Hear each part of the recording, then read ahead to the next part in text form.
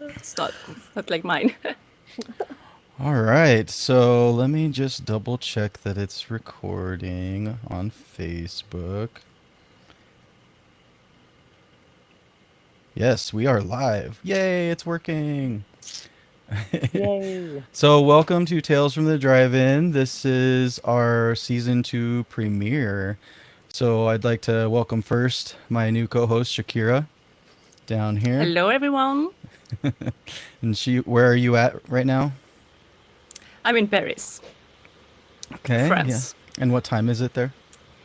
Uh, it is 9:40 Oh, p.m. okay, that's not too bad then. Mhm. I thought it was later than that, but nice. And then we have our two amazing guests today from the Light in the Fog podcast. This is Trey and Jenny. One is a Hello. transgender Gen Z, one is a psychic medium Gen X. Both are artists, activists, and mentally ill, and very down for the metaphysical, which we will And the definitely get into, horror. and the horror. And the Everything. And horror. filmmaking, and you name it, they're fans and they're professionals, and they're just amazing, amazing people. So, and happy Halloween, everybody. Like, this Yeah. is Happy great. Happy Halloween to Halloween. everyone, and welcome Trey and Jenny. Yeah, Thank this is such you. a good time. Like, I never done a live on this podcast or on Halloween, so it's pretty good times. We better deliver. Shakira, are you in the catacombs for Halloween? Are you I'm in? not. I'm not. I'm not even sure that the catacombs are open during Halloween because they have like very specific hours to visit them. But there are a lot of stories about people getting in the catacombs without the official way because for the catacombs there are like several entrances. So of course there is the official one with for touristic people, etc. And then you have like the secret entrance for everyone who has like the keys of the city keys, or who is a bit an explorer or something like that. Ooh, Wow. fascinating. See, I always thought it Yeah, was just a horror movie waiting to happen. It is a horror there movie. is It's one of one. my Very bad, by faves. the way, but there is one. Oh, there is one. Oh, Yeah. well done. Yeah. That's awesome. Yep. So, guess we can jump into it a little bit. So, I wanted to get into some paranormal stuff to start with because it is Halloween. Just Right. paranormal stories. I mean, Shakira was just talking about the catacombs, but if there's anything else, Shakira, first, do you have anything that you have for us as far as like a ghost story or something where you're in your area? Yeah, I mean, I have an interesting story. I mean, it's coming from Denver, so I don't know if you want it because I heard it from Wesley. Sure. I do want So it. he showed me pictures that his friends took while staying at the Stanley Hotel. And they were seeing like a very specific shade, like a blurred white shape fog in the background of the picture. And like they really check and analyze to see if there were like anything that may explain this shape and this form, etc. And there was not. So they were like very confused about this picture. And yeah, this is the latest news I had. Okay, nice. Okay, we could do the entire hour on the Stanley Yeah, I Hotel. know. I've got stories about the Stanley Hotel. You've been I've there, never Trey? Oh, been. sure. Okay, how many It's times? like Casa Bonita. There's like certain things you Okay, have to yeah. do when you live in Colorado, and Mm. I heard about this restaurant so much. oh, next time you come out, they're open again, thanks to the South Park guys. Hmm. So here's one of my favorite Stanley Hotel stories. My sister-in-law very much wanted to get married there, and I don't know how to boil her down except to say she's batshit. She's just a nutty, nutty human being, very aggressive, very angry. I don't know how she got this guy to marry him, and he was just going along with it, going along with it. So they go to the Stanley Hotel and they get the bridal suite, and there's nothing but fighting because that's kind of how that family rolls. And somebody notices that there's a wet patch in the carpet over in one of these corners.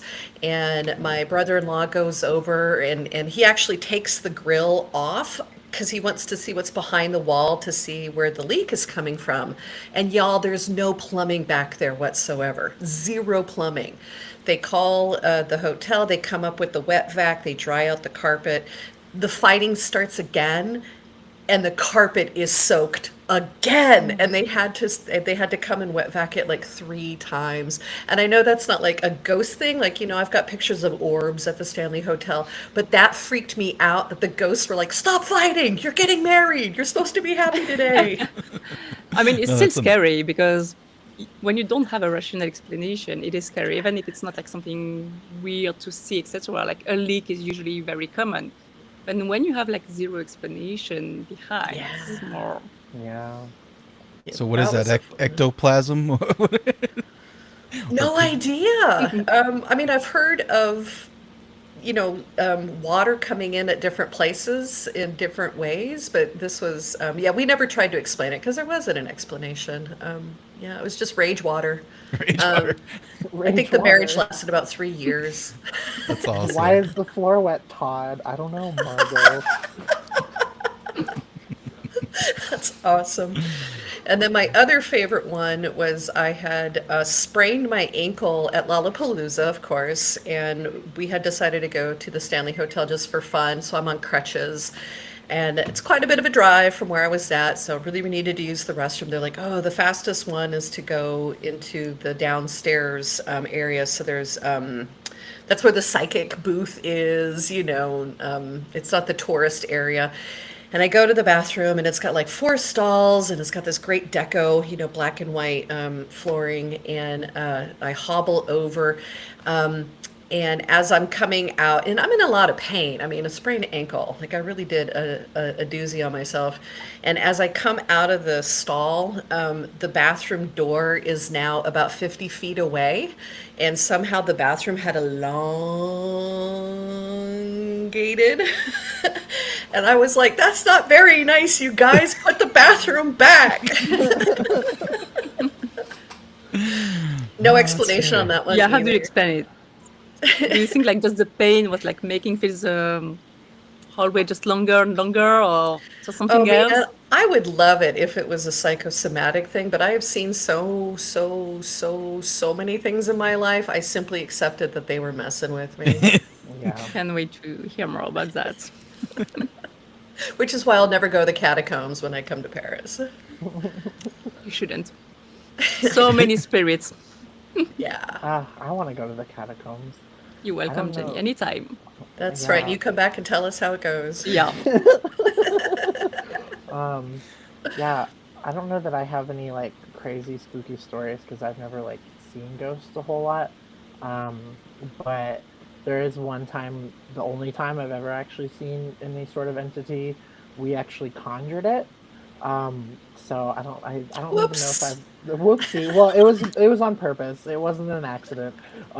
We did this on purpose. But yeah, it was basically like I don't remember what those uh, the black mirrors that you look at. I don't remember what they're called right now. Scrying. It was kind of like scrying, except we did it with a full body mirror. And somebody I was with who has a lot of ghosts attached to them found out that one of the people attached to me wasn't very nice or friendly, probably. And so we were like, oh, let's figure it out. And so we lit a candle and just only had the light of the candle and, put it near the mirror. And Ollie sat down across from it, and then I sat down on the wall next to so that I could see myself in the mirror, but I wasn't looking at myself. And as soon as I sat down, Ollie's face had changed. And instead of Ollie's face, there was now a man's face projected over Ollie. And it was very spooky and just very creepy. And we started asking him questions and found out that he was connected to one of my past lives, probably, and that it involved a woman who got sick. And eventually I started seeing the woman's face. And like the best way I could describe it is like old-timey projector, that's very much like it was being projected over his face. And I was seeing a different face than he was seeing at one point. And it was like, whoa, this is real. This is what seeing a ghost is like. I guess not always, probably, but like, it was very surreal to be in that moment for the first time seeing a ghost, Wow. especially when you never had. And also connecting with it. Um, and when we first started the lesson, Ollie heard the ghost say break its neck, which was in reference to this wooden goose that I have named Gertie. We love Gertie. Um, and later on, near the end of the connection, Ollie saw the ghost's hands around my neck and then heard it say break its neck again. Oh, Oh, wow. how So rude! yeah, that one was pretty scary. Wow. So got threatened by a ghost. And yeah, I don't know. It's kind of the gist of it. We ended up closing the circle after a while, just because it started getting pretty intense. And so we closed the pathway because part of the way we opened it was by spreading ash in front of the mirror and then lighting a candle. And so we broke the ash line and blew out the candle. And then we did a calling the corners cleansing after that and just cleared the energy. So yeah. And I love that you're giving like the how-tos, except Jenny's leaving out like two pieces of it. So it's just like MacGyver. Like it would work if you had the other two things. I don't remember what the other two were. Oh my gosh. So there's something about Wow. ghosts and choking. I've got a great ghost trying to kill me story that involved choking as well. So I came home to visit my family in Colorado, and my sister was really, they were hanging out with this new group of people. There was kind of a party house. They had like a deep fryer, like it was a big deal in the 90s, man. And, kegs in the kitchen. And I was like, this is really odd. I don't know why my sister and her husband are hanging out with these party people. She's like, you have to see this house. And I don't know. She was just acting kind of weird. And we get there and we go through the main room and there's a football game going because it's Colorado and that's what you do. And and I'm stopping to say hello to everybody. And she was like, no, come with me, come with me. By the way, my sister has fibromyalgia and she's mobility impaired. Okay. She doesn't move really well. And she's like, come with me, come on, come on. And she takes me down this stairwell that's painted red. And I immediately was like, well, this isn't going to be good. Mm. We get down there and she's showing me the basement. So just to give the setup here, there's sliding glass doors that go out to a carport. There's a little room that has like a bunch of storage, like tools and stuff, and then there's two bedrooms back here. And she starts me off in the bedroom, and one of the bedrooms has like a crawl space that should have, a cardboard or something wall. There should be wall there, but it's not. It's dead open. And being a psychic, I looked at it and I was like, oh, we're in trouble. There's something in that crawl space that I don't, and so I wouldn't go in the room. And she's kind of dragging me around, and the guy who lived in the house slept in the next room, which I thought was really weird because there's a whole upstairs with like, Mm-hmm. a keg and a deep fryer. So we go into she goes into the room with the tools, and I start feeling really faint and hot, and it's just weird. And she's like showing me these tools and showing me these tools, and I was like, why is my sister showing me these tools? And things just got very hazy. And all of a sudden, she looks at me, and it's like she snaps out of it. And she goes, we have to get out of here. And again, my sister has fibromyalgia, and she sprinted out through the glass doors. We opened and got out, but there was a van out there, this like old, like, remember from the 70s, man, Mm. one of those old, Mr. T kind of vans. And so we had to get around the van, and we raced out into the yard, and I felt like somebody was choking me. And I knew some martial arts, so I'm doing all of these hold breaks. But there's nothing there, by the way, but I Mm. can feel it. It's choking me out. And I pull off my sweater, and she's like, "Get in the car, get in the car. We have to get out of here." And we go to her house, but I wouldn't go in her house because I knew the thing was still on me and was still choking me. So, postscript after we figured, and I just stayed in the yard and I put it in the ground because I didn't know what I was doing. I was like 23, and just like put it in the ground, put it in the ground. Don't take it in the house. And what we had figured out had happened because all this information came in right after it was.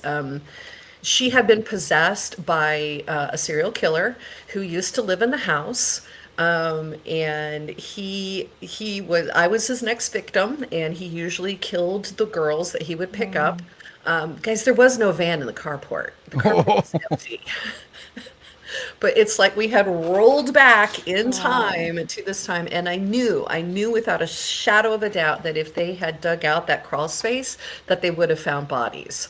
I never went back to that Oof. house again, and I didn't understand why anybody did. But it was, the weird atmospherics of the house. Like everybody behaved more exaggerated, everybody drank more, everybody fought Mm. more in this house. Like haunted houses are a real thing. There's real energy going on in these places that can change your personality.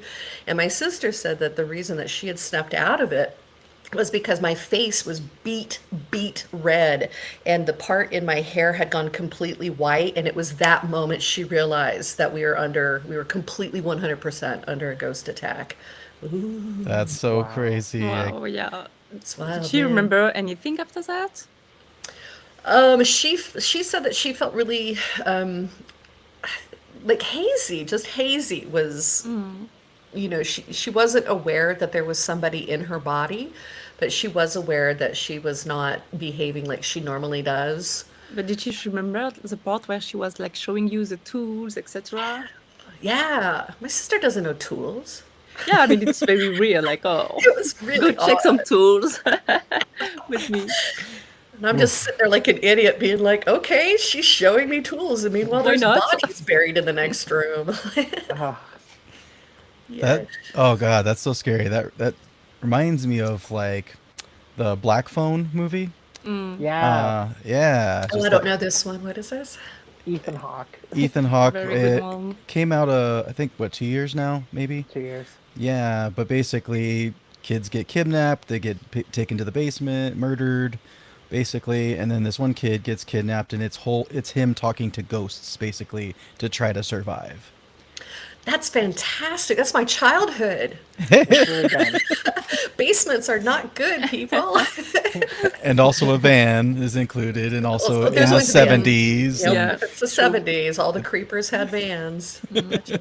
And it's kind of sad, but women were trained. It's like you didn't park your car next to a van. If you came Hmm. out of a place and you saw that a car had or a van had packed next to your car, like you went and you got somebody to help you get in your car. You just simply assumed that a van Yeah, meant like it's danger. risky.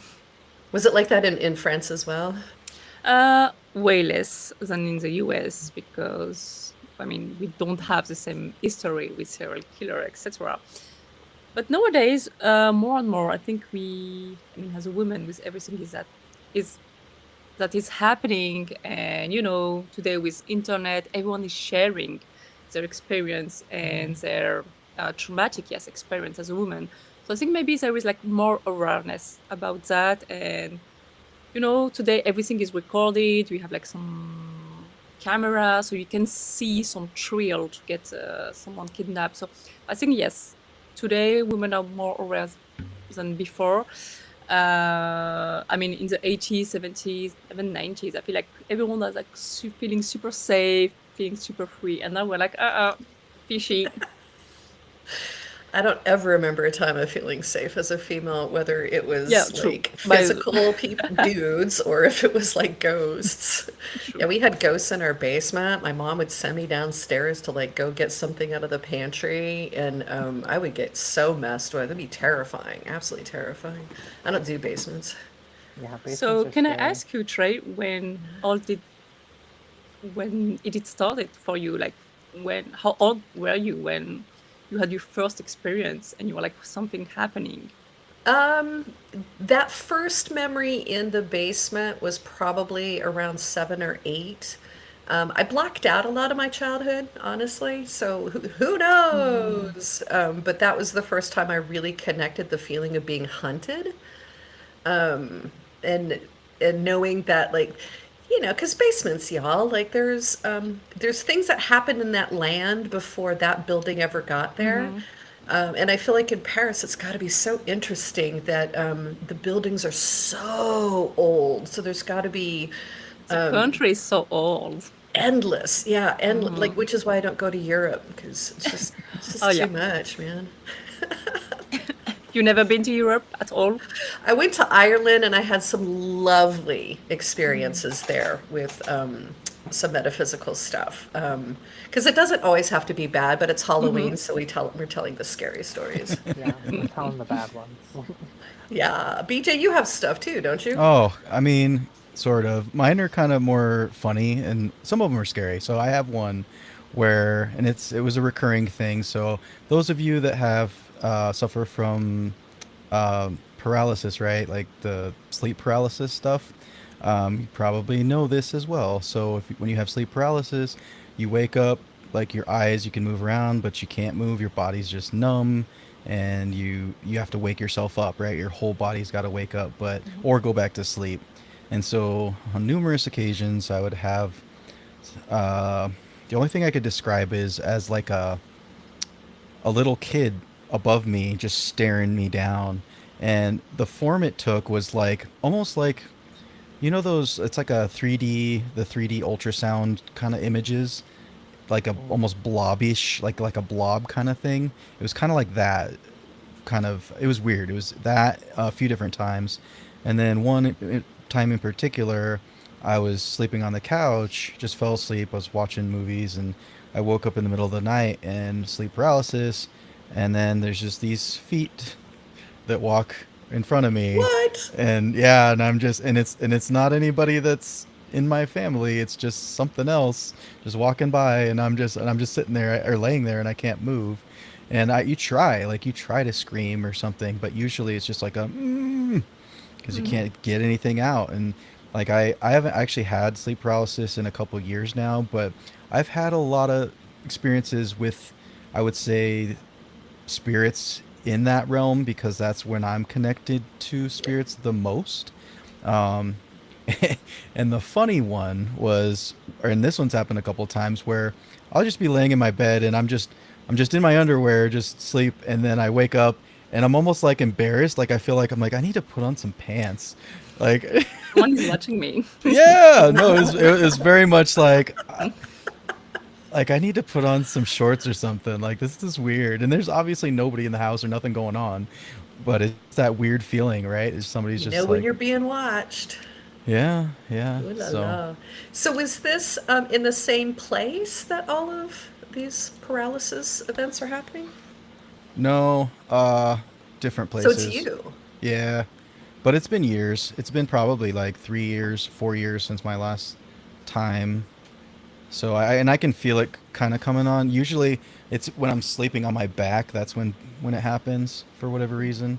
But I don't like to sleep Mhm. on my back anyway because it's not comfortable.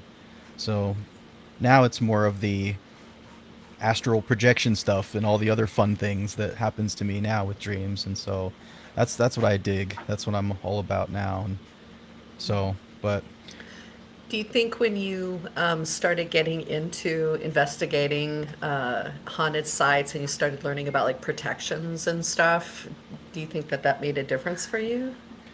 I think so. I think just being exposed to all that stuff just makes you more mindful of things, Mm. and you're just a little bit more, I don't know, like, because I'm a little OCD with stuff, like even like cleanliness, just washing my hands and stuff. And so when it comes to like spiritual stuff, it's the same thing. Like it's like, wait a minute, did I smudge every inch of my body? Let's figure this out. Like, not, just covering my bases. It's like, so this one time, I'll just take a quick story.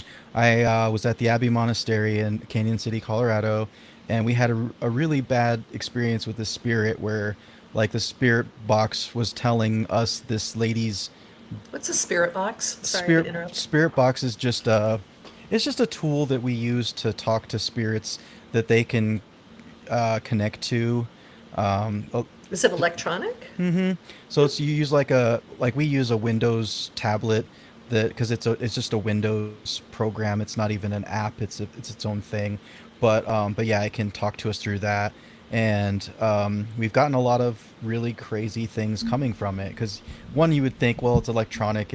But it's not connected to the internet or anything. It's whatever you hear is whatever you hear. And so, is it real? Is it not real?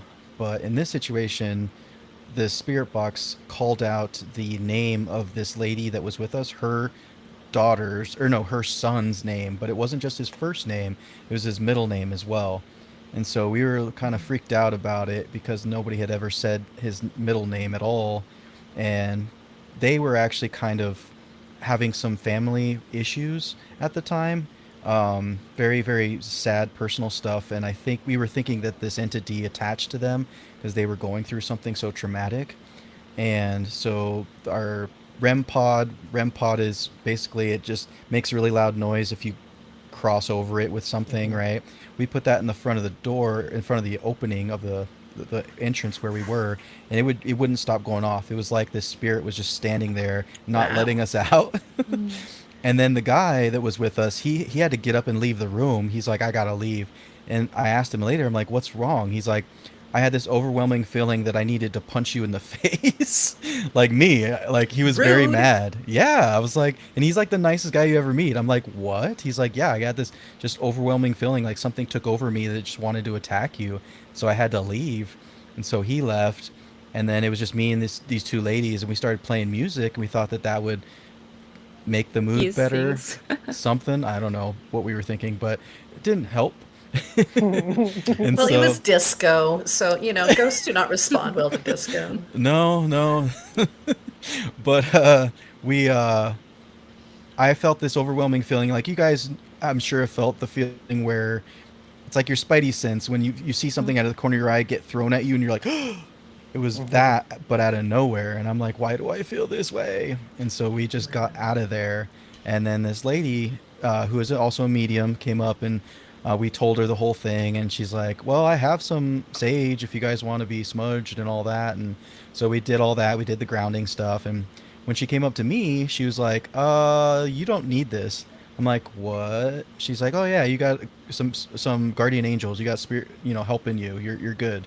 I'm like, well, Still, can you please do it Just in still? case. Like, Good just in cause, theory. just in case. just calm my OCD mind a little bit and just do it anyway. And she did it. But so that was, yeah. So from then on, I always try to carry around some sage with me or some different things that we say whenever we're leaving or getting there, right? And Trey, you help me out with that too. Just whenever you reach a place, you ask for permission. Say, can we? Yep. We're here with good intentions. We're not here to piss off anybody. We're here to communicate. And if you'd like, and can we please join you in your space, kind of thing, right? That's a nice But thing to do. I like to just do lots and lots of protection. I'm going to call them evocations. As somebody who is constantly not paying attention, but yeah, if I wanted to, I could see things constantly, but I don't want to. So I will look for means to like shut stuff down, and I use yeah. cloaking shields and stuff like that. So Trey, if Shakira, you don't know this about Trey, but she just has an insane amount of gifts, and she can see and hear and all of the things. And so, I I am smelled just something the other catching like day. Oh, I'm sorry. I have tons of questions for you, Stripe, just from what you said. So I'm just listening to you very carefully because this is fascinating for me. Um, I started smelling things recently, so that's like a new Claire, and I don't even know which Claire that is because there's like New Claire power sentient. unlocked. Yeah, I was like, check Didn't me Mel out. warn you about that? Do you smell things? You do, don't you, Me? Jenny?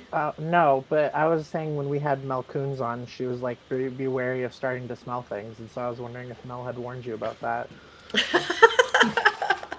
I don't know. It was a temporary thing. We'll see if it carries on. Yeah. I think we all have access to the otherworldly, and it's different for everybody. Sometimes I think it's just you're just aware. You just know that there's more to this world. So maybe just as kids, you watch a lot of horror movies, or as grown-ups, you watch a lot of horror movies because it's affirming something on some level that you just know that there's more going on. And Hmm. Jenny is a witch, so her connection to the metaphysical goes down those kinds of paths. And you Yeah. know do you Yeah. want to?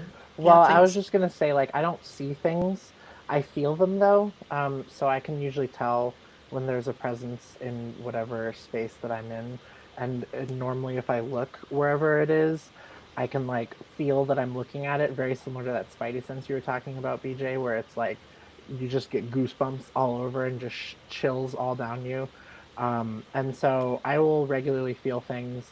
The spirit that was in my bathroom for a little bit, the bathroom that's behind me, that door there, it would regularly make contact with me in the middle of the night, and just run its finger down my back, which wasn't very polite. Rude. Yeah, so it's like, yeah, I feel things, but I haven't started seeing things regularly yet, unless I'm like going out of my way to see things, like my story with Ollie. I would say I connect more with like uh, spirits tied to plants and stuff, if that makes sense, like plant medicine spirits and stuff like that. Mhm. Not necessarily harmful things and things you have to have more intention with. So I'm very lucky that nothing messes with me unless I ask it to. Normally, knock on wood. Also, speaking of being messed with, I'm gonna fix my glare real quick. It's really bothering me. I'm sorry. Yeah, Give me a no second, but worries. y'all Do can keep it. talking. Do it.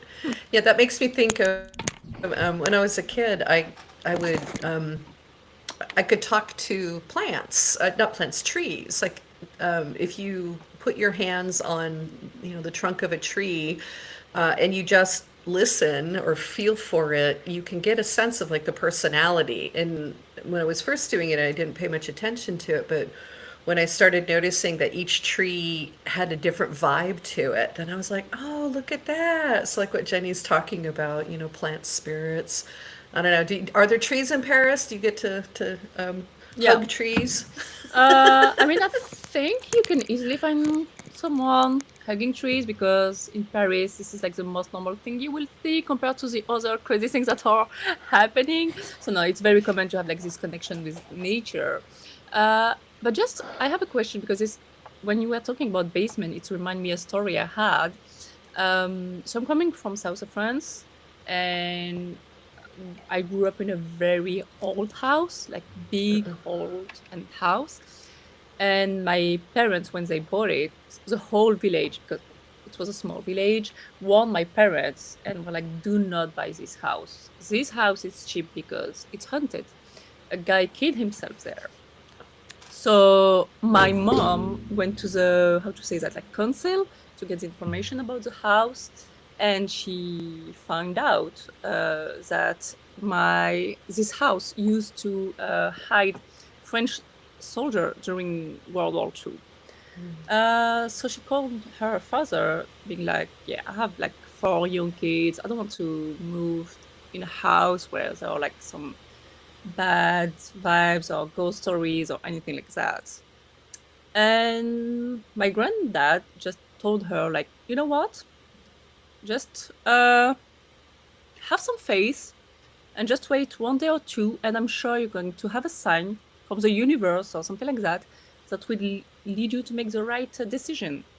So she told me, like, when she went back from the council, like after like having all this information, she found like just in front of the house some money, like a huge amount of money, and not coins. What do we call that? Not the coins, but the Just what? bills, Bills? Yeah, exactly, paper bills. money, Yeah, like the paper, not the coins. And she was like, "Oh well, this is maybe a good sign that it's okay to live in this house." So anyway, a lot of things were happening in the house, like nothing very too visible, but I was scared all the time. Like I was having like so much insomnia because I was always scared. And growing up, like this happened like maybe 3 years ago. So I was visiting my parents. I was living in Paris, and I wanted to do some exercise. I think it was like even COVID. So I was doing jumping rope, and I went to the basement because it was the only place like very flat to do that.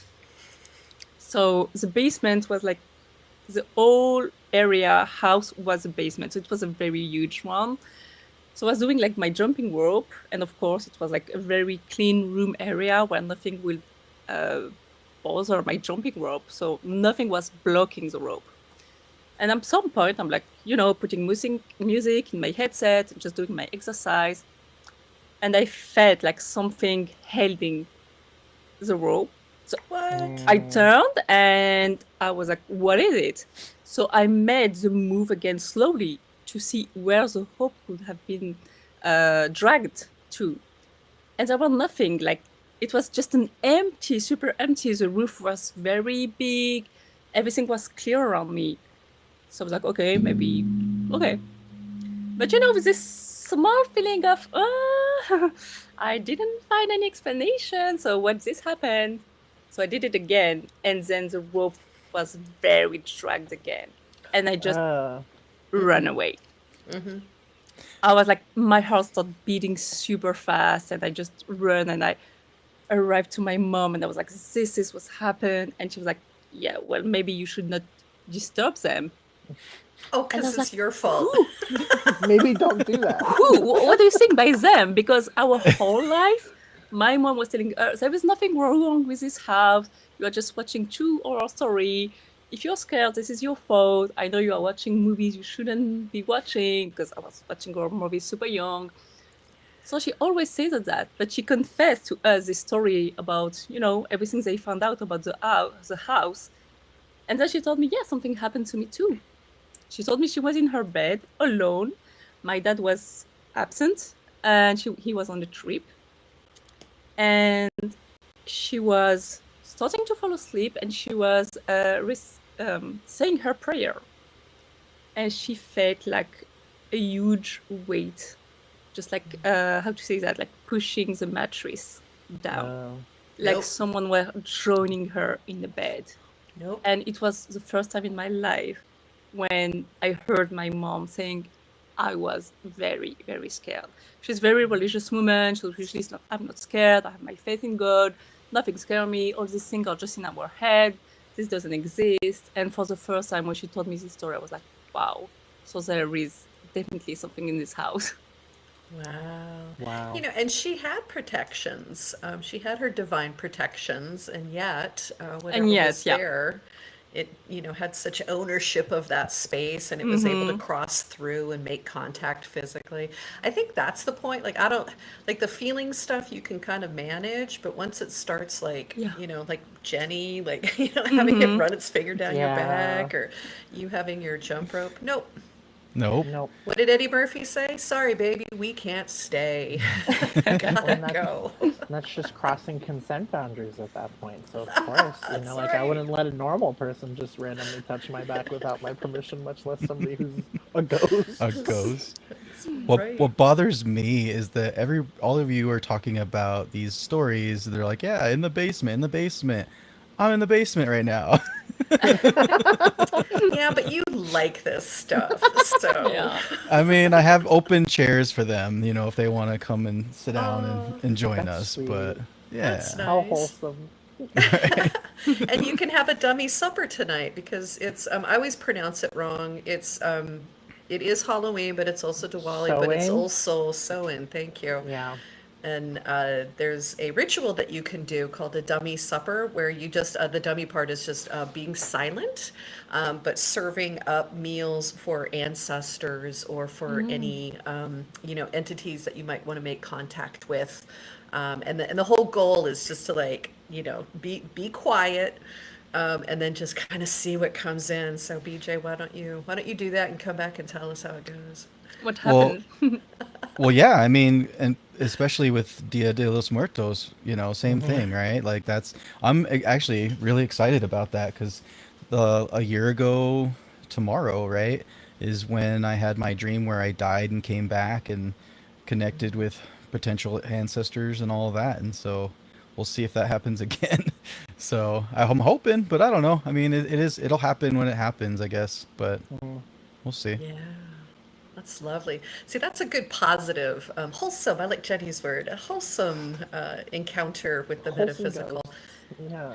Yeah, not everything has to be like attacking, you know, Yeah. entities. It can be ancestors, not just ancestors. It could be like just past loved ones, right? That you just lost recently, that kind of thing, right? But I So, think that when it's the first time, even if it's like not a bad energy or bad spirit or a bad, it's still very scary. yeah. I mean, especially if Yeah. you're alone. I mean, as far as I remember, I always been very scared to see anything. And at the same time, very curious. Like I want to see. I want to. I have That's like very this very confusing. current, yeah, I know, very current dream nightmare where I'm witnessing something like very visible, very graphical. I'm like, finally, I am having my proof. I am seeing, I am witnessing. Now Mm. there is no doubt anymore. I am doing this stream like all the time. So yeah, I feel like it can be very scary and intimidating. I know there is an institute in Switzerland with doctors and psychologists and therapists. And this institute is dedicated to people who have experienced something paranormal. They are like Oh, helping them, hearing them, validating what they have been through, what they have experienced, and trying to help them to just keep their life knowing what happened. Because usually, I mean, here, so far us are very aware that this is something true, this is something, I mean, we believe, and we are not, I mean, if someone came to us and told us, oh, I had this experience, we are not going to deny it or to laugh or whatever. We're going to believe this is our first reflex. But usually in society, people are like, yeah, there is an explanation. You must have dreamed that, or it's just your imagination, etc. So they were saying basically that those people, they came to them feeling very lonely, very depressed, very isolated. And I feel like this is a good initiative to have professional, to have some scientists be like, yeah, this is true, this can happen. And maybe we can't give you the exact answer you are expecting right now, but we are working on that. Oh, I love that. I think that America shut all that down in the 60s and the yeah. 70s. So we used to have, oh, Jenny, who was the guy with the LSD? Do you remember his name? You're gonna have to BJ? narrow it down. Sorry, the I know who I know what you're um, talking about. Tim Leary. Tim Leary, there he Okay. is. Oh, So there was some folks who were deep into the psychedelics, and this is another way to kind of punch through this reality and go into another. And the government was doing a bunch of studies, Yeah. and some of the richest people, some of the Rockefellers, were putting money into departments of consciousness at their alma maters. And let me tell you, the 80s came around and they just shut all of that down. So, those of us who came rolling in after that, we had nothing except for media, because media, of course, is carrying the light forward on all Yeah. fronts, at all times. And now I find that, because I always knew it was true, but once I just started taking it seriously and started expanding, to see what kinds of things I could get done with it, that's when I settled down with all of it. Doesn't mean that I can't still go by, a house that's got some badness. That's something I've always been able, I can just look at a building and be like, that place is haunted on the second floor in the left wing, and it's, this. Like, I always know exactly what's going on. And I don't seek it out. So BJ, you're amazing to me that you want to have that connection with it. Yeah, I think it's more that I don't have a clear picture like you with everything, and I think if I did, I would be more of your point of the way you go about it, right? I wouldn't want to because I get it all the time anyway. So it's like, why would I want to keep searching it out? I need a break. I need to just be here on my own, and I don't need the external. Because I mean, being around a lot of around a lot of people is draining. But then if you have spirits on top of all of that, Right. good and well, bad. and I feel like, Trey especially is just, you're a special case where you were just sensitive to all of this from such a young age in such a hyper aware And now way I can that it's, smell yeah, exactly. So it's like, of course, you have things messing with you constantly because they're like, constantly. oh, this person can see me and interact with me and like can hear what I have to say versus the rest of us where we're grasping at straws sometimes. So yeah, But it's an evolution that once you start connecting to it, like you'll start finding people yeah, who have their experiences, and then you get to learn from them. And when I first started getting into this, it was all from the negative. I mean, you guys, I was under psychic attack like all the time, and my big ambition was to just try to stop, getting choked out by ghosts mostly. Uh, and then it turned, then it pivots because the further you get into it, the more all the good stuff comes in with it, like all the love, all the higher vibration.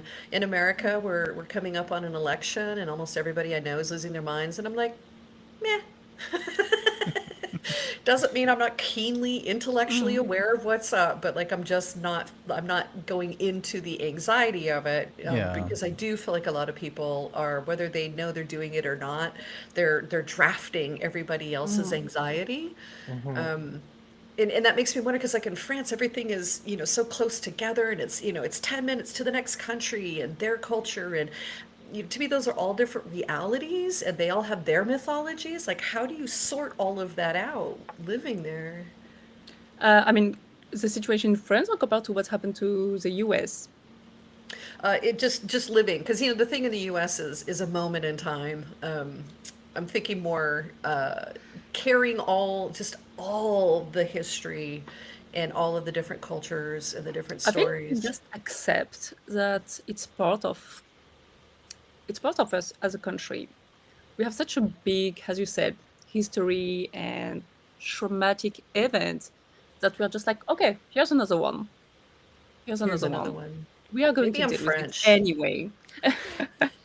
I've got the French ennui. Exactly.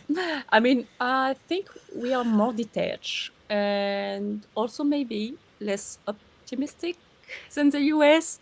I think the US people are usually, as you said, like in this very bad energy or positive energy because it's still a young country. It still has a lot of hope. And I don't think in Europe, and especially in France, we don't have this mindset. We are more like, I mean, we have this reputation to be like always complaining, always unhappy. It is true. It is true because I lived in the US, I traveled in the US in different states, and I born and I'm French, so I lived in France my whole life. I can definitely tell we are always complaining. We are always blaming someone. So we are aware of our own flow. We know that, if we are blaming the minority for everything that is going wrong in our country, the day you remove the minority, we will find someone new or something new to blame or something new to protest against. And it's a bad thing, but in the same time, I also like this about the country. I like the fact that we are not accepting things. We are just protesting and make our voice raise. So yeah, I think it's definitely a different mindset. And even when things are bad, you will always, especially here in Paris, see people outside, people going out, people having fun, etc. So what does that do to your horror movies? Yeah, I was yeah. We gonna switched to say, politics. I was gonna say one thing we do all have in common though, Yeah. whether it be in France or here, is our love for Mhm. horror, right? And Hmm. spooky things, and that's why we're all here together. This is my favorite. I love this. I love being able to talk to you guys all. Just it's just so incredible to me that we can all connect on such a deep level when it comes to just all of the movies and all of the because again, I don't know, what do you guys think? Is it what brought you into horror? Like what maybe as a kid or I mean, even now? I know, like,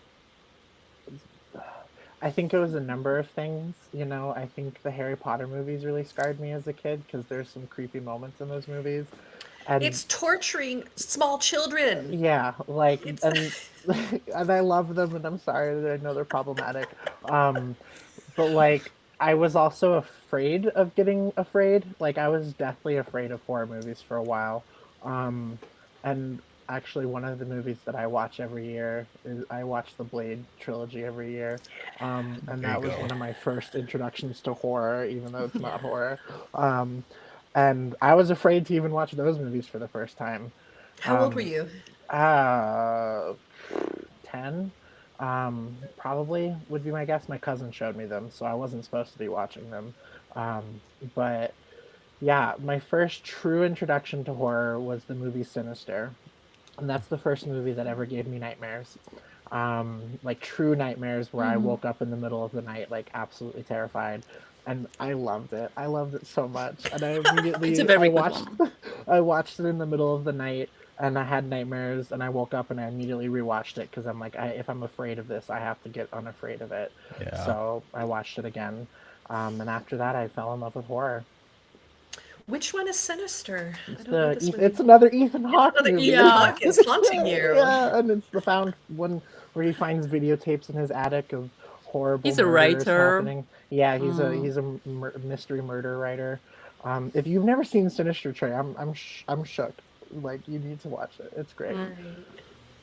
Maybe just for you. All right, so Yeah. Sinister like kicked things off for you, but hmm was there something that was going on specifically in that movie that like because I do find that people get attracted to certain subgenres of horror. Also. I I feel like what Sinister does well is specifically the videotape scenes and the way they're filmed, the way they're Mm. done. It just feels very raw. It feels very real. It feels like you're actually witnessing a murder. And it was just the actual terror and the horror. And it was my first time being so afraid watching a movie and like feeling my heart race and feeling me sweat, and it brought me back to like watching scary Harry Potter scenes or whatever when I was a kid. And it's like you hate it but you love it. And I don't know, I would say from there I just like movies that are more visceral at times, or just more like they get you for one reason or another and they're actually rough to watch for a certain reason. I can't do like gore porn like Saw, because it's just dumb, but like I want something that's smart, that's Mm. realistic, that's spooky, you know. Right. Interesting. So you like movies that create that physical response that Yeah. so it's That's kind of what that thrill junkie thing. that's why I love the Suspiria remake as well, because that has one of the most graphic scenes I've ever seen in my life. And it's so good. It's so good. I Wow. like that too. I got yelled at by somebody because I saw that one before I saw the original, which is a I I haven't seen the original. oh so we're in the same boat, but we you should still watch the original. I will. What about you, Trey? Um so I was watching horrors very early. So I lived in a house where the way I liken it is I had three roommates whom I saw on occasion. And I would get up in the middle of the night. I would actually set alarms for myself to get up in the middle of the night to watch TV because I'm a Gen Xer and we did things like that. And HBO had all the crazy things on in the middle of the night. So it was both like the sexiest stuff, but it was also the horror. And that is where I really first remembered. I couldn't tell you a single one of the movies because they were mostly junk, but it was just really underscoring the fear of darkness. So I was terrified of the dark pretty much my entire life. And as it turns out, there was reasons because there was things. I was living in haunted houses, and they were watching the horror movie and being like, "Eh, give it a B minus." But the horror for me started. I ended up spending a summer in one of the back bedrooms. We had a house guest, and they got my room. And in this back bedroom was my dad's collection of books. And my dad had things like Exorcist and Mhm. Jaws. And I think I was 10 or 11, and I read those. And you should not read these at 10 or 11. Maybe the same thing with Sinister at 10 is maybe that's just a little rough. Maybe that's a little much. So the books were, I can't begin to explain how terrifying those things were, because both of them were based in science. Peter Benchley actually studied sharks, and was bringing the science of sharks to, or at least what the understanding was at that time. Now we know that they could be a pet too. They could be your best friend too. I like to tell myself that when I'm going to the beach. It's like, no, the shark that I encounter is just a new friend I haven't made yet. Yes. But Jaws the movie, oh, forget about it. I didn't go in the ocean for decades. That movie messed me up so bad. And then Exorcist, because No. it was so grounded in, and I was one of those guys, I was a weird kid. I read a lot of mythology. I read a lot of history. So anything, so The Exorcist has about 200 pages of demon mythology. We're going to call it mythology for fun. But again, Reality, whatever you want to call it. that's right. That he had done all of this research and brought it to this quasi-fictional situation. And I love that. I love it when you're learning stuff, but you're also getting some kind of an emotional impact. And I never really cared about the little kid being possessed. There's been other possession movies that freaked me out worse than that one. It was actually those 200 pages in that book that destroyed me, but also put me on a path to just being really curious. I assume that everything is real. I have yet to find anything that anybody has ever told me about where I'm like, no, that's nonsense. Guys, all the mythology, it's all true. It all happened. All the religions, it's all true on some level of dimension. So just this is my validating everybody out there that no matter what it is that you have experienced, even if you think, that there isn't, no, there couldn't possibly be somebody standing out in the yard staring through, the window at me while I watch this horror movie. No, there's probably somebody out in the yard staring at you. Happy Halloween. And his name's Phil. And his name is- Trey, and he is a pet shark. I think you bring up a good point because one of the earliest reading things I got into was Stephen King, and I absolutely love Stephen King books. And truly, you cannot get scared in a movie the way you can get scared in a book because your imagination is way more powerful than anything you're going to watch. And that man in particular, just the way he can describe certain things, like Gerald's Game was the first book I read by him. All in all, not his scariest book, and it has some parts of that book that are truly just spooky, and just really hard to stomach and like make you feel really scared and alone. And Did you read Pet Sematary or see that movie? I haven't seen the movie. I don't dare, but I read the That's book. probably the book is one great. that messes me up the worst. Have you guys Pet Sematary? Oh yeah. Yeah. Oh yeah. Loved It's it. amazing. It's still like I went to HorrorCon and met I forgot I can't remember his name. Gage, the Not kid who played Gage, Gage. the older gentleman or the one that was not the older gentleman, the one that was all dead already and just had his head like Oh yeah.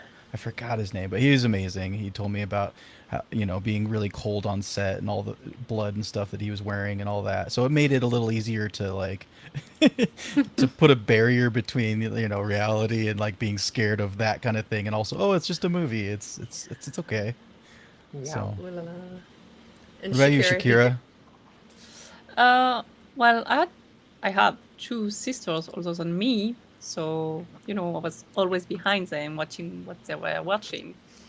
And I think I was 5 or 6, and they were watching X-Files. So it was like already very scary, but also fascinating. This is the thing, like even if I was like very scared, because the night after I would just stay up till 2 a.m., 3 a.m. I had like this very bad insomnia, even as a kid, but I was still wanting to watch it with them. And I think the first actual horror movie I watched was Child Play. Child's Oh, Play, nice. good So one. I've been afraid so of doll my Gage, whole but life. as a doll. And then it was Freddy, Nightmare on Elm Street.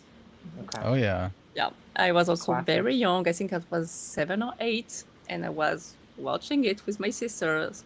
And the thing is that we were in this very old house, and the house was very big, and how to say that, split it in two. So us, the kids, were having our own part with a kitchen, 2 rooms, and my parents were on the complete other side. So it was like they were almost in another house. And my sister were like, if you want to watch the movie with us, you don't have to say anything to mom and dad, and you don't have to complain after that you're afraid. So like, no, I will be brave. I just wanted to spend time with them and to watch the movie. And I was just so afraid after that. And it just like opened the door. Like, I want to see everything that is Wow. scary. Yeah. And I think my biggest one who really scared me was The Omen. The Omen? The Omen, The yeah. Omen, yeah. Oh yeah, that's a okay. good The one. original version. I love this movie. I mean, I think till today it's my favorite horror movie. Yeah, that the exercise also really did something to me, like very shake something. Uh, because also from my background, my origin, I grew up with this whole folklore about possession. I mean, for Yeah. me, it was this is true, this can happen. Because when I was then going to Morocco on vacation, I was hearing stories about people getting possessed. So I was like, I can witness that. This can happen to me. I can see some poltergeists.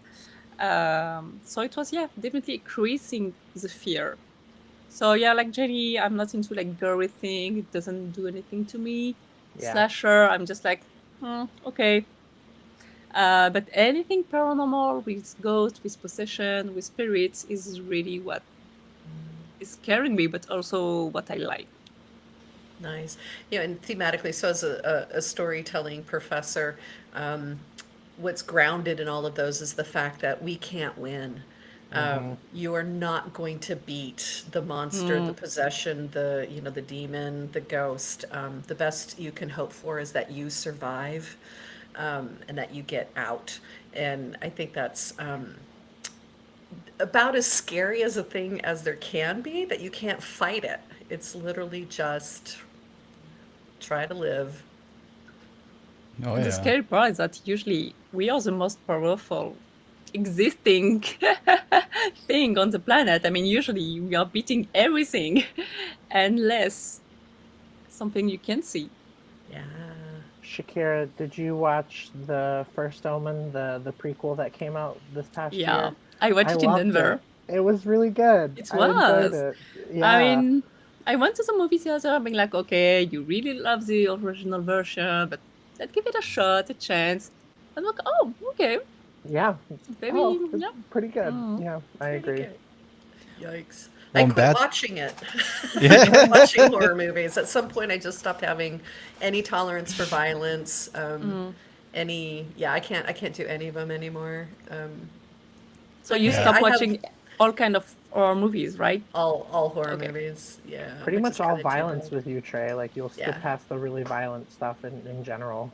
I will. I will. Well, when I was, a younger person, I had made the decision that I wasn't going to watch a woman be assaulted or tortured or killed or raped, on Mm. screen. And, decades later, I find out that the average American has seen something like 80,000 women be tortured and killed just casually. Hi, NCIS, I'm looking at you. Yeah. Because it's entertainment. And so I don't have that in my head. But when it was the supernatural, when it was extrapolated into entertainment, for some reason I had more tolerance. But now it's just the violence. I can't do it. Mm. Can't do it. I don't like it either. It's more the creative side of Yeah. the kills Yeah. that are that I like. Like that's how I met Shakira. I Mm. was through our love for Nightmare on Elm Street 3, Dream Warriors. Like I had a costume of Philip where Freddy uses him, he pulls out his guts basically and uses him as a marionette puppet to walk him to a Yeah, using his ledge. veins. Yeah, is Rude. exact.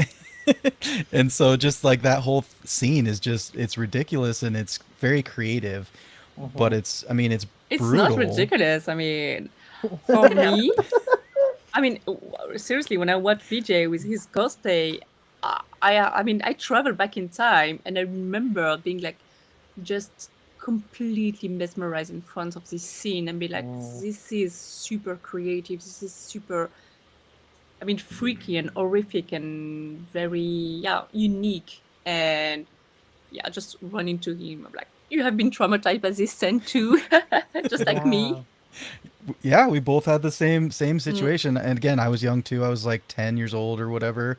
And yeah, cuz a lot of my older brother's 7 years older than me. My cousins are also same age as my brother, and so I was just that 10-year-old, 9-year-old, 8-year-old just like, "Hey guys, like what are you doing? Can I join in and watch this?" And um, the one thing that I've never had a dream about until recently was a Freddy Krueger dream, and I just mm. had one a couple weeks ago. Congratulations. Yeah. Okay. Huzzah.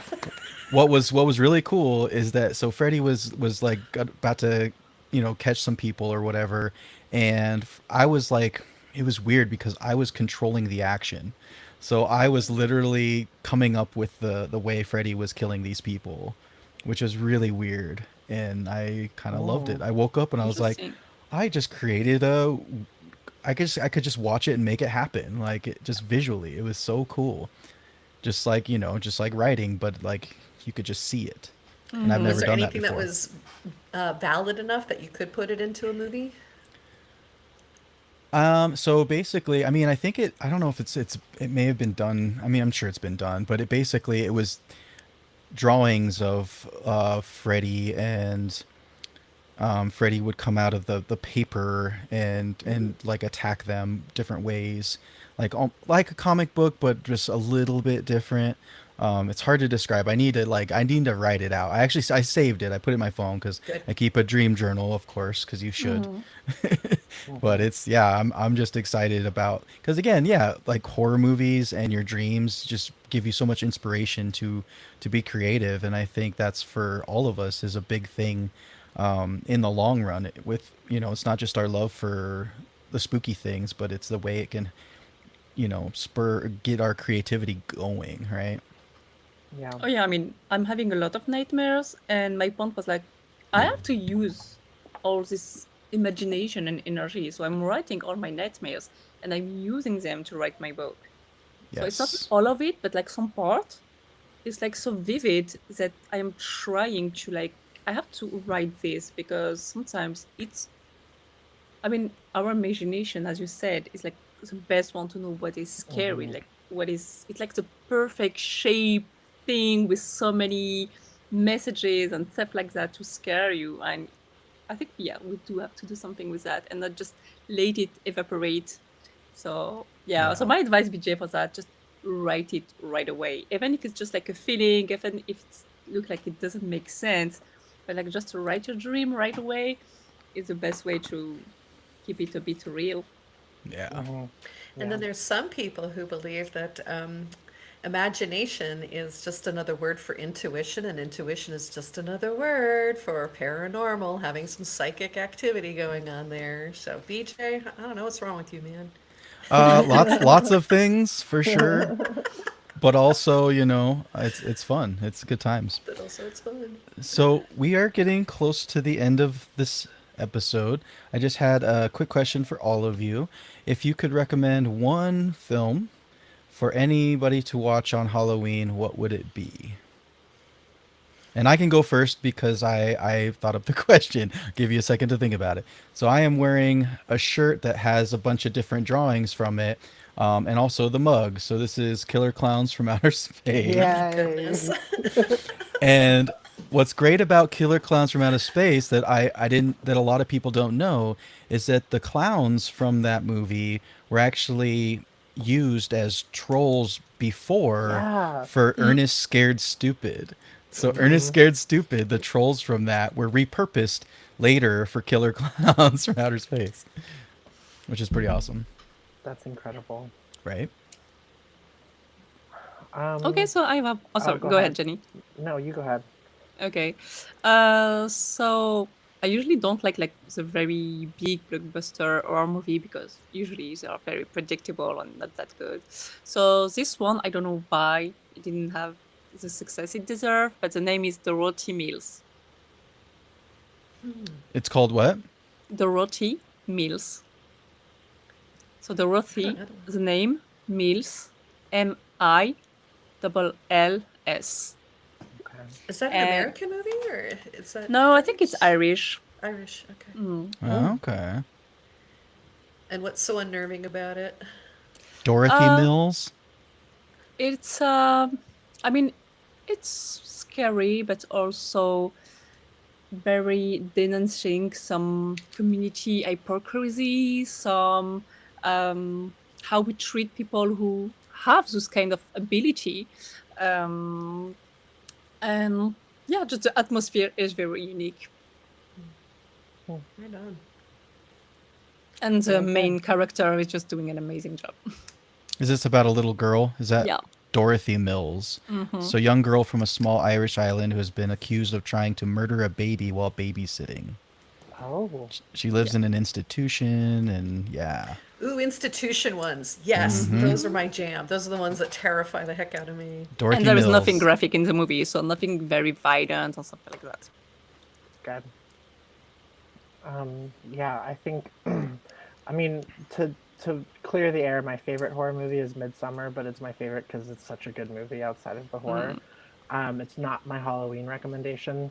I feel like there are like Halloween rites of passage movies that you should watch every year. I absolutely think Trick or Treat is one of those movies. I love Trick or Treat. It's just so fun. And then also, the Babadook just had its 10th anniversary. God, So 10 I would years. really, I really love it. recommend watching that too, because it's very, very low budget art house. Very, very impressive. Very low violence for the people who can't handle. But like very, very spooky. And Very emotional. creepy. Mm-hmm. Very emotional and creepy. Yeah. Nice, very nice. I mean, the ones that pop into my head right away are going to be like Ringu, the Japanese version, Yeah. because I'm also interested in how different cultures approach their horror. And yeah, Asian horror is different, y'all. If you haven't hit that, get The on that. Wailing. I also thought about there's a Doctor Who. I'm actually not going to mention it because the person who wrote it turned out to be worse than the horrible things he wrote. But those of you out there who you know what I'm talking about. But probably the one I would really recommend is Devil's Backbone. So Guillermo del Toro. So yes, there's subtitles. Live with it. And it's about an orphanage where these little boys. It's a haunted orphanage, and there's a bomb that hasn't detonated. That's like in the middle of the courtyard. So it's actually dealing with a lot of social issues. And the haunting goes in a direction that will just tear your heart out. But it's also terrifying. Seeing small children being horrified or terrified is not a favorite thing for me. But I go back to this movie. That's a Okay. great one. I was just thinking about Trey. We were talking about Possession. I think a good Possession movie, and I think most people know about this one. It's also a really good one. But the Exorcism of Emily Rose. Yeah. That's probably my favorite exorcism one. Even more than The Exorcist for whatever reason. It just hit me. And I think the actress is just amazing. So that's a good Jennifer Carpenter, right? Yep. She was in Dexter and Oh, okay. I'll something. have to check this out. I have no idea about this movie. one. Oh, Yes. you lucky Yeah. you. And I like Jennifer Carpenter, so Yeah, it's another one of these that's based on, a true story. Yeah. So you get to decide how much of it you want to go with or not. Laura Linney's in it too. Oh, yeah. okay. So that tells you that it's a good quality. Yeah. It is. It is. And I agree with you, BJ. I mean, possession movies are usually very bad. I mean, I'm watching all of them just in case I have a very good surprise, but usually they are just like, I mean, as they have today, like more and more money for the special effects, they're just going too much. But this one, I mean, The Exorcism of Emily Rose was very good and just the right of month of special effect, of scariness. I mean, and even the story And is very interesting. character. Like there was an actual cast, Yeah. going Yeah. on there. Yeah. Now I'm just thinking about all the institutional movies, and also like all the folks that go and look at haunted places. It's the institutions that are always the worst, the worst, the worst. Yeah. I don't know if I'm gonna go into those. That's one where I'm like, I don't think I want to go into a shut down asylum. That's not You're just asking for it at that point if you do. Like something's gonna Right. follow you home. And when you come back rocking in your basement with your purple light, we'll be like, "We told you. We told We you." followed you. oh well. We want to do the podcast with you. Yeah, it's another co-host. Oh, yeah, get a ghost on You here. brought someone along with you. Whoops. Well, great guys. This has been amazing. We could talk forever. Like this, there's so many things to just keep talking about. Like I really would like to have you guys on again to specifically we can get into more metaphysical stuff because there's so much that people don't know that I know that you guys know that it's I know just that you know amazing. that she knows that he knows that she knows. Yes. Yeah, between the three of you, there's just so much there that I'm just like, oh, I just want to just tap into it, but then we can't because it's like 5 hours later and then we're, Yeah. you know. But Yeah, I but haven't yeah, told my scariest stories, which were not ghost stories. So there's always more to talk about. yes. So we'll get into that again next time. But yes, is there anything you guys would like to plug before we finish up here? No, I mean, we obviously plug our podcast, Light in the Fog podcast. You can find us on pretty much everything, but Spotify probably being the most accessible for a lot of people. You know, iHeartRadio, Pandora, all the good stuff. YouTube we as just well. Yeah, we just did a which movie is witchy Yeah. for Halloween. So we talk Yay. about some of our favorite witch movies for Halloween. Yeah, that episode's dropping actually as soon as I'm Any done with minute this now. podcast. Yeah, Any I'll be minute now. uploading it. Yes. So if you want to hear us talk about witchy movies, then tune into that episode. But yeah, meow meow. Cool. Yeah. I would say maybe sorry for my English and my mistakes. I mean, sometimes just like looking Your for English the is right great. words or the right way to describing. So No, that will be my final that's remark. your plug. That's your bug. No, you're great. Stop. All right. Well, I will BJ, go ahead thanks and for bringing us together. Yeah. This was Thank you really so fun. much. It Much I had a was lot of so fun. cool to meet you. yeah, especially I'm on always down a to come back. on a great day like this. You know, it's Mhm. here in Colorado. It's it's a little cool, but it's beautiful outside, and you know it's Halloween, so Mm-hmm. everybody And enjoy. remember, salt is your friend. A little more salt, a little less sugar, right? Yeah. For those diabetics like myself. So Mhm. yeah. All right, so I'm gonna go ahead and stop it right about now. Cheers, meow meow. Cheers. Yeah. All right, so now we are not live anymore. Yay! Good job.